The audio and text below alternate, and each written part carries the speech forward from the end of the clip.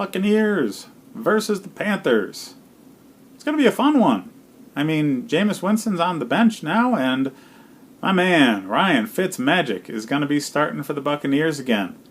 If you remember earlier in the season, he actually set an NFL record with the most 400-yard passing games in a row by a quarterback. I mean, whoever thought something like that was going to be set by Ryan Fitzpatrick? Either way, with him in the lineup, yes, there is some volatility there. He has absolutely dominant games followed by absolutely terrible games, but he tends to have those good games more frequently than the bad games. So I would lean towards him being a solid play this week. He was a QB1 early in the season when he started, and he's going to be that way again. I mean, this is a very good offense. He seems to run it really well, and he's going to be fired up getting that starting role again. So put Fitzmagic out there unless you have one of the top-tier quarterbacks. Now, that's also going to trickle into the wide receiving core. Mike Evans, Deshaun Jackson, they're going to do better than they did with Jameis Winston. I mean, Winston really peppers things towards Evans' way, but because he does that, defenses know it's coming, so it doesn't really make a difference in Evans' scoring. But since there's going to be a lot of diversity in the offense because Fitzmagic spreads the ball around a lot better than Winston did, I would expect that to help Evans. So Evans and Jackson are both plays.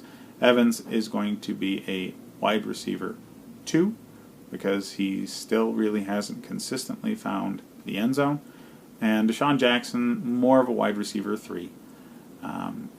The running backs in Tampa really haven't been much to talk about. They've got to figure out what's going on in their backfield. They starting that rookie, I want to say Allen. He's not shown a heck of a lot.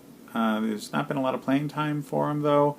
Yeah, I mean, they're running backs I'd stay away from unless you absolutely need somebody.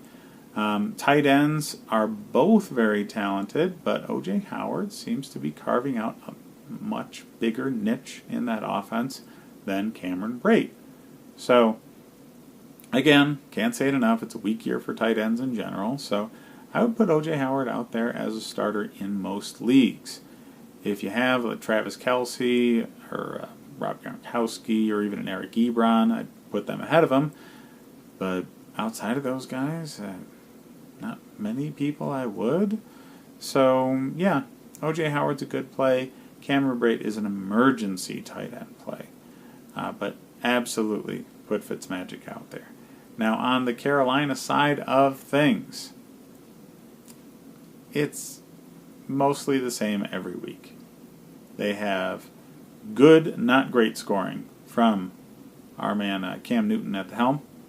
They have very consistent focal point of the offense, Christian McCaffrey, so he's going to be a running back 1 to 2 in most leagues. And you have Greg Olsen, who is the old standby at tight end, who gets a lot of targets from Newton. Funches is the only wide receiver really worthwhile in this offense, and because the offense is what it is, and Olsen and McCaffrey get a lot of targets in the passing game, and Newton likes to run, Funches is not a wide receiver 1, in spite of the fact that he's the best talent at wide receiver on the team. He'd be a wide receiver 2 at best.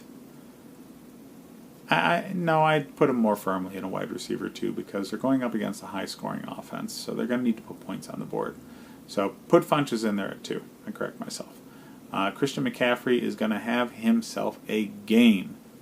So he is a lock at running back 1, most leagues. Put him in there. Enjoy this one. I actually expect the Bucs to pull this one out, so it'll be a fun game to watch.